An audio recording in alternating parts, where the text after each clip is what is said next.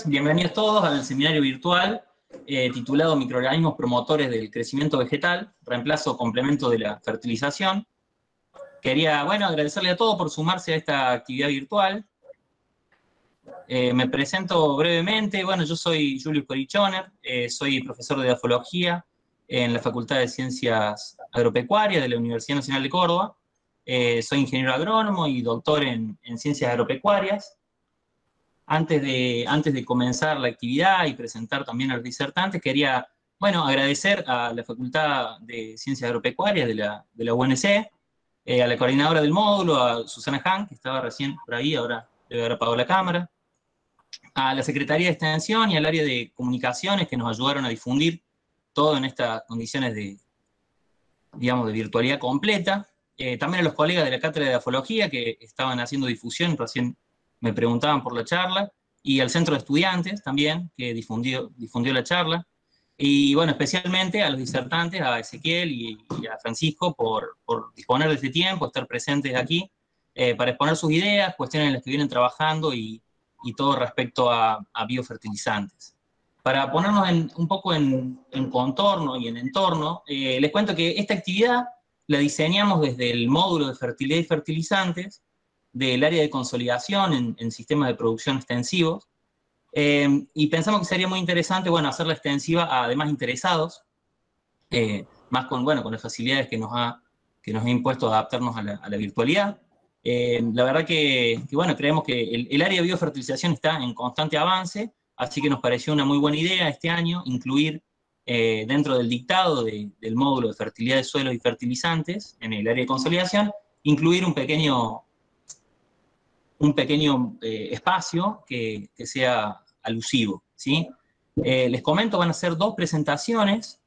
En medio de ellas vamos a hacer un pequeño descanso de 5 minutos como para que se puedan airear un poquito, para que puedan levantar la vista.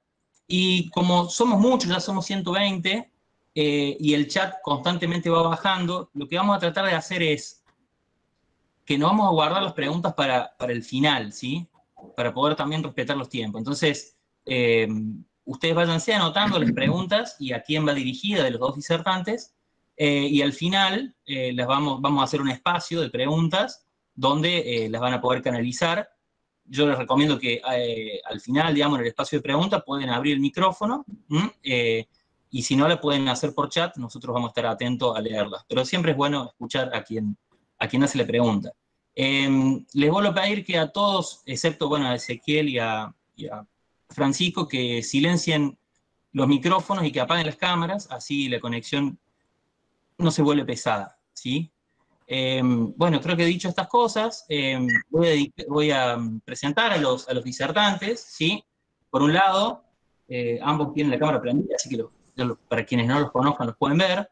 Ezequiel Darío Bigatón, él es ingeniero agrónomo de la Facultad de Ciencias Agropecuarias de la Universidad Nacional de Córdoba. Tiene una maestría, es Master of Science en Biotecnología en la Universidad de Córdoba, España. Es de Córdoba, ¿no? Sí. Sí, es profesor, se desempeña como profesor en la Cátedra de Microbiología Agrícola de la Facultad de Ciencias Agropecuarias UNC. Es también becario doctoral de CONICET, está realizando su doctorado con una tesis doctoral marcada en los temas considerados estratégicos, temas estratégicos de CONICET. Su tesis está centrada en la búsqueda, aislamiento y caracterización de rizobacterias promotoras del crecimiento vegetal y su efecto biofertilizante y biocontrolador sobre el cultivo de maní. Esta tesis, a su vez, se encuentra bajo un régimen de cotutela académica entre la Facultad de Ciencias Agropecuarias de la UNC y la Universidad de Córdoba, España, y cuenta también con el apoyo de la Estación Experimental del INTA Manfredi, donde él realiza también sus actividades. Ezequiel, el ingeniero Bigatón, nos va a brindar la primera charla, y inmediatamente después, el segundo disertante, Francisco Palmero, el ingeniero Francisco Palmero, es ingeniero agrónomo de la Facultad de Ciencias Agropecuarias de la Universidad Nacional de Córdoba. Es docente en la Cátedra de Edafología, ha ingresado recientemente, así que estamos muy contentos de que esté en el equipo de Edafología, del cual yo también soy profe. Y actualmente está haciendo la maestría en Ciencias del Suelo en la Facultad de Agronomía de la UBA, y donde va a trabajar con fijación biológica de nitrógeno en leguminosas con maní, poroto, garbanzo y arveja, y viendo estas leguminosas en la rotación del sistema de producción. En síntesis, ambos trabajan en el área de los biofertilizantes, de una manera u otra, estudiando microorganismos promotores, así que bueno, los dejo primero con el ingeniero Bigatón, con la primera charla, para que exponga sobre biofertilizantes. Así que bueno, te dejo para que vos presentes. Buenísimo, buenos días a todos y todas, gracias por estar presente, gracias Julius también por darme la oportunidad hoy acá de mostrar algunos resultados y empezar a hablar esto de los microorganismos promotores del crecimiento vegetal. Creo que es algo que en la carrera lo hemos visto poco, digamos, y está bueno comenzar a conocer estas herramientas como una alternativa de producción. Así que desde ya muchas gracias a todos por participar, también agradecer a Susana por el apoyo y a la Facu. Así que voy a pasar a compartir, espero que se vea, que me avisen si se está viendo o no.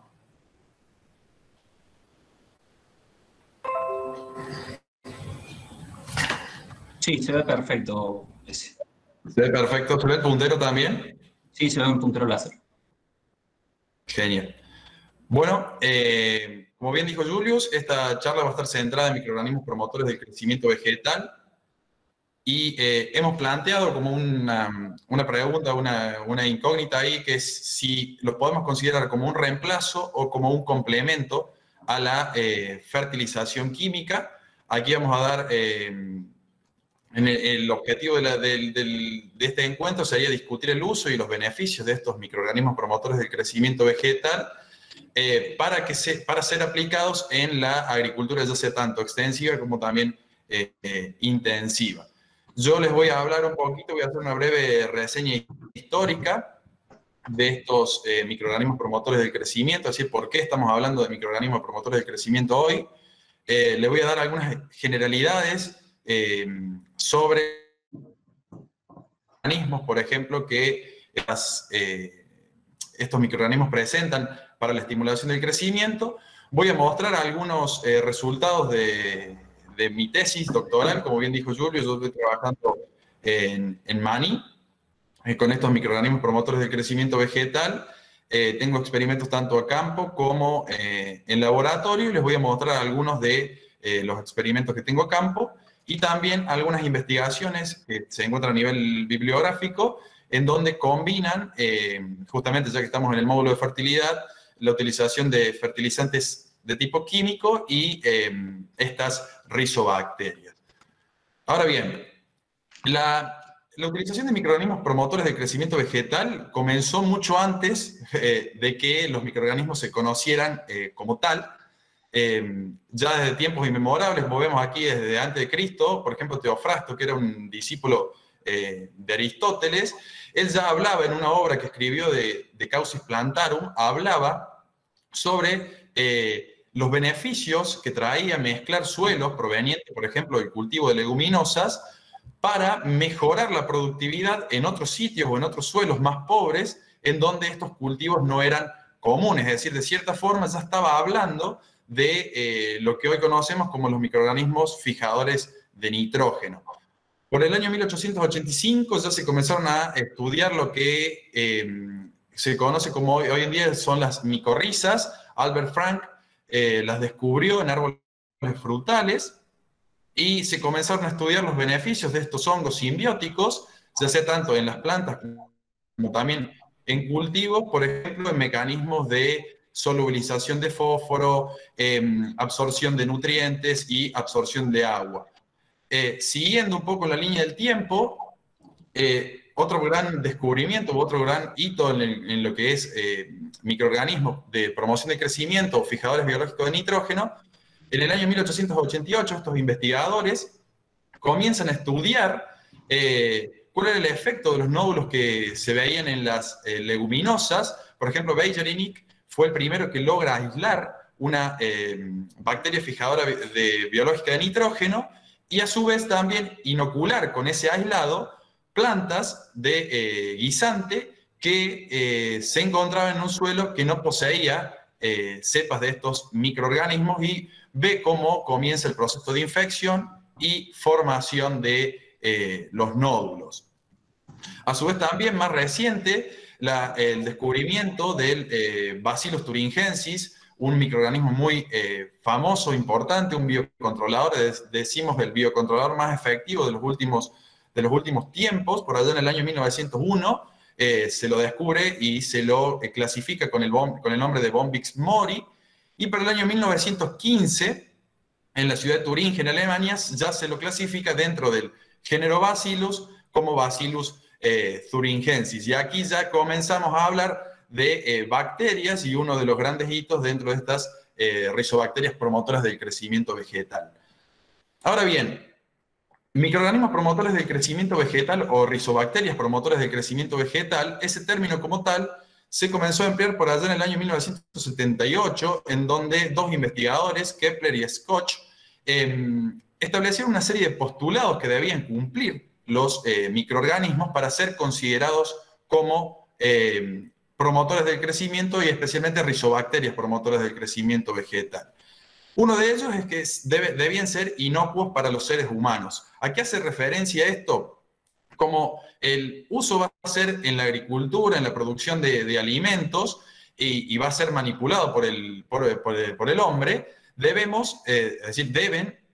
no provocar enfermedades y tampoco generar inconvenientes, por ejemplo, en las producciones animales. Por eso hablamos de la inocuidad. A su vez, otra de las características que debían cumplir estos microorganismos para ser considerados como promotores del crecimiento es que deben competir con la microflora nativa y a su vez también deben tener la capacidad de colonizar la rizósfera de las raíces. Ya les voy a explicar qué es la rizósfera y por qué la importancia de esta zona. En el caso de estos dos postulados es muy importante porque uno de los principales métodos, las formas de aplicación de estas rizobacterias es al suelo o inocular las semillas al momento de la siembra. Por ello, cuando yo coloco, por ejemplo, el microorganismo sobre la semilla y esta va al suelo propiamente dicho cuando lo sembramos, estos microorganismos van a entrar en contacto con la microflora nativa de ese suelo, por lo tanto deben tener la capacidad de competir por el espacio a nivel radicular y a su vez colonizar toda la superficie de la raíz para poder ejercer su efecto de promoción del crecimiento o, por ejemplo, el control de agentes patógenos, ya que si no tuvieran este efecto, la microflora nativa ocuparía su espacio y no podríamos observar el efecto de la promoción del crecimiento. Dentro de estos microorganismos promotores del crecimiento, vamos a tener dos grandes grupos. Por un lado van a estar las denominadas PGPRs o rizobacterias promotoras del crecimiento vegetal, y por otro lado vamos a tener los PGPFs o hongos promotores del crecimiento vegetal, dentro de los cuales, por ejemplo, vamos a encontrar a tricoderma o a las micorrizas. En el caso de las PGPM, yo les dije que se iban a ubicar en una región que se denominaba la rizósfera del cultivo.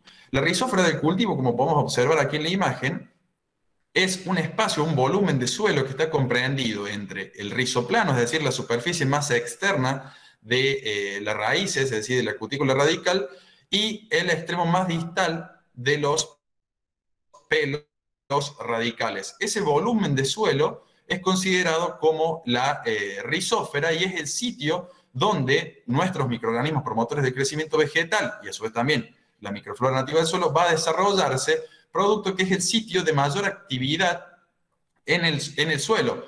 ¿Por qué? Porque las plantas van a aportar grandes cantidades de exudados que van a estimular el crecimiento de estos microorganismos y por lo consiguiente el desarrollo de los procesos, por ejemplo, de promoción de crecimiento vegetal.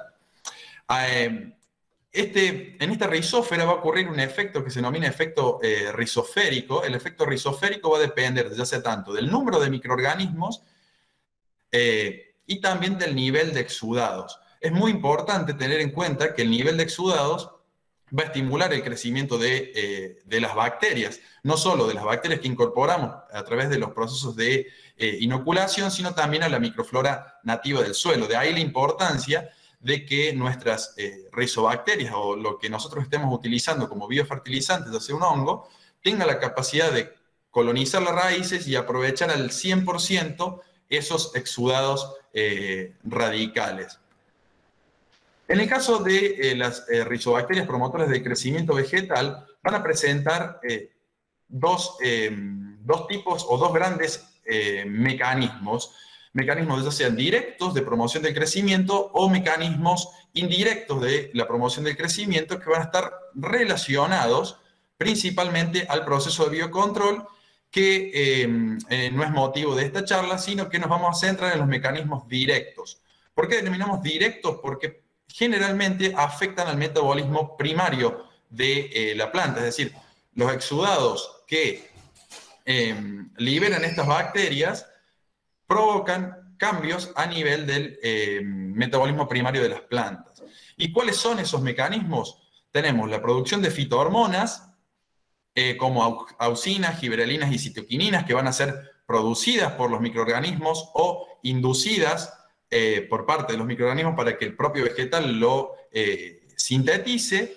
Van a intervenir en los procesos de nutrición, principalmente en la solubilización del fósforo y el potasio. Algunas de estos microorganismos van a tener la capacidad de fijar nitrógeno atmosférico y a su vez también la producción de siderósforos. Otro mecanismo es la producción de enzimas, una enzima muy importante, la ACC desaminasa. Esta enzima interviene en los procesos sobre todo cuando el nivel de estrés al cual se somete una planta es alto, reduciendo los niveles de etileno y de esta forma potenciando el crecimiento. A su vez también puede participar estos microorganismos en los procesos de absorción de agua mediante la síntesis de exopolisacáridos. Estas sustancias tienen la capacidad de absorber grandes cantidades de agua, se dice que tienen la capacidad de absorber hasta 70 veces su volumen en agua, y por lo tanto favorecer a la nutrición de los cultivos. A su vez también tienen la capacidad de retener iones como iones sodio y evitar que sean tomados por el cultivo en suelos con salinos sódicos. Ahora bien, voy a pasar a profundizar algunos de estos mecanismos, como es en el caso de la fijación biológica de nitrógeno. Aquí en la fijación biológica de nitrógeno, como un mecanismo directo de las rizobacterias promotoras del crecimiento vegetal, tenemos que marcar una diferencia en relación a lo que es la fijación biológica de nitrógeno en leguminosas. La principal diferencia es que este tipo de microorganismos no son simbiontes obligados, por ejemplo, como Bradyrhizobium in soja, sino que, como pueden observar aquí en las imágenes, estos son microscopias de fluorescencia, por ejemplo, Azospirillum en una raíz de maíz o Pseudomonas, van a establecer una relación de tipo mutualista con la raíz del cultivo, es decir, no van a penetrar al interior del tejido radical, sino que se van a ubicar sobre esa región del rizoplano y allí van a comenzar a, por ejemplo, fijar nitrógeno o producir las hormonas. En el caso de la fijación biológica de nitrógeno, al no ser simbiontes y no estar en íntimo contacto con la raíz, es decir, en el interior del tejido radical, el proceso de fijación y transferencia de ese nitrógeno atmosférico fijado a la planta es mucho más lento y menos eficiente que en el caso de los rizobios. ¿Por qué? Porque ese nitrógeno atmosférico que es fijado por esa enzima, si recuerdan de microbiología, la enzima nitrogenasa, va a ser fijado y transformado en amonio y incorporado a compuestos orgánicos que van a formar parte del propio microorganismo y no van a pasar directamente hacia la planta. Para que este nitrógeno pase a la planta, el microorganismo debe morir.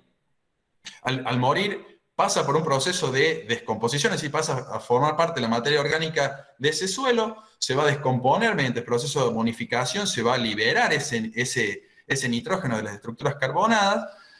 Ese amonio puede ser absorbido por la planta pero normalmente puede ser absorbido por las arcillas debido a su carga eléctrica, y en el caso del amonio, mediante microorganismos nitrificadores, puede transformarse a nitrato y allí sí ser absorbidos por las plantas. Como ven, el proceso desde que el nitrógeno atmosférico es fijado por el microorganismo hasta que llegue al vegetal, pasa por muchas etapas, por eso es la pérdida de eficiencia del proceso, y es un proceso mucho más lento, es decir, los efectos por fijación biológica de nitrógeno generalmente son más bajos que si se lo compara con una leguminosa. Un mecanismo muy importante, estas rizobacterias están relacionadas a los procesos de solubilización de fósforo. Aquí hago la división, ya sea tanto de PGPRs como PGPFs. En el caso de los PGPFs vamos a tener las micorrizas, ya sea tanto endo como ectomicorrizas. Y por parte de las PGPR vamos a tener a pseudomonas como una gran solubilizadora de fósforo, es uno de los grandes ejemplos, y a bacillus. Ambos géneros son también los que estoy estudiando en mi tesis. ¿Cómo ocurre este proceso de solubilización de fósforo y cómo las PGPM o estos microorganismos pueden promover favorecer la nutrición? Bueno, se conoce que las plantas aportan exudados radicales. Esos exudados radicales contienen gran cantidad de hidratos de carbono. Hay estudios que indican que en procesos de máximo crecimiento, es decir, cuando el crecimiento del cultivo está en la fase lineal, digamos, de la curva de crecimiento, puede aportar entre un 5 a un 20% del total de fotoasimilados que son producidos por la planta, pueden ser direccionados a la raíz, sobre todo cuando la planta detecta que hay relaciones con estos microorganismos. Esos fotoasimilados son liberados al suelo rizosférico y van a ser aprovechados por las rizobacterias, es decir, por las PGPR o los PGPFs, que ante la presencia de grandes cantidades de hidratos de carbono,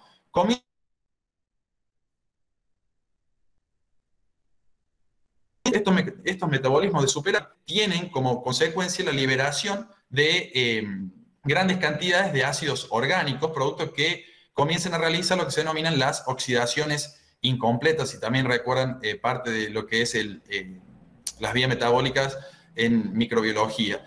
Estos ácidos orgánicos van a intervenir, es decir, pueden ser desplazados por la propia solución de suelo hacia el suelo no rizosférico, hacia donde se encuentran, por ejemplo, los depósitos de fósforo, y al interaccionar, recordemos también que el fósforo puede ser absorbido ya sea tanto en su forma monobásica como dibásica, y en los pH normales puede estar asociado también a los fosfatos, por ejemplo, fosfato de calcio, y estos ácidos van a permitir que el fósforo se libere, pase a la solución de suelo y pueda ser absorbido por la planta. Es decir, los ácidos intervienen en los procesos de regulación o variación de ese pH. A su vez también, las PGPR tienen la capacidad de producir enzimas fosfatasas que tienen la capacidad de liberar, es decir, romper los enlaces fosfato, y a su vez también liberar fósforo del material originario del suelo. Y allí también va a pasar a la solución de suelo y puede ser tomado o incorporado por la planta. Allí ven también algunas imágenes de síntomas de deficiencia de fósforo en diferentes cultivos. Otro mecanismo muy importante de estos microorganismos son les dije, la producción de hormonas. Estas hormonas pueden ser o liberadas al suelo por los... perdón, se ve muy pequeña la pantalla. Ahí veo si lo puedo mejorar. Ezequiel, fíjate, en realidad es como se ve arriba y abajo un poco negro. Ahí está. Ahí cambió. ¿Ahí mejoró? Sí. Bien, Ahí sí, está. no es porque lo tengo en modo presentación y capaz me queda Ahora, cortado. ahí está. Ahí se ve más grande. Genial. Bien. Volviendo, otro de los mecanismos directos por los cuales pueden estimular el crecimiento, les dije, es la producción de fitohormonas. Estas, perdón, Julio, cualquier cosa anda avísandome porque ahora perdí el chat. Dale, sí, yo te aviso, ¿no? Está todo bien. Dale. Estas fitohormonas, les dije, pueden ser liberadas al suelo, es decir, si el microorganismo la produce, lo puede liberar al suelo para que sea captada por los vegetales, o que el microorganismo induzca a la síntesis de estas fitohormonas mediante la liberación de metabolitos secundarios que activen procesos en la planta de transcripción, traducción y formación posterior de las hormonas. Las hormonas vegetales tienen la capacidad de actuar a muy bajas concentraciones, mueven a menos de 1 milimolar, y provocan cambios, o sea, tanto en los patrones de crecimiento como también en las tasas de crecimiento. En el caso de mis ensayos, yo lo que estoy viendo son cambios en el crecimiento, no así en el desarrollo de la planta. Es decir, los tiempos se mantienen, solo que veo cambios en las tasas de crecimiento.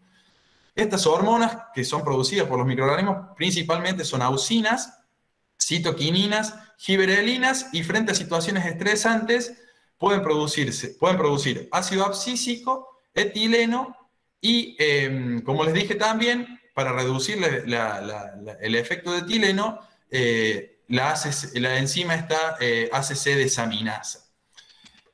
Acá ven pueden ver en este gráfico, que me pareció muy lindo mostrarlo, cuáles serían los principales efectos de las distintas fitohormonas en los vegetales. Ven cómo auxinas, gibberelinas y citoquininas principalmente intervienen en los procesos de floración, fructificación, también en el crecimiento, obviamente, y gibberelinas en la germinación, y ven cómo el etileno y el ácido abscísico participan en la abscisión de hojas, en el caso del ácido abscísico en la dormición de semillas, y sobre todo estas dos hormonas, en los procesos, en las situaciones cuando el cultivo se encuentra frente a situaciones de estrés.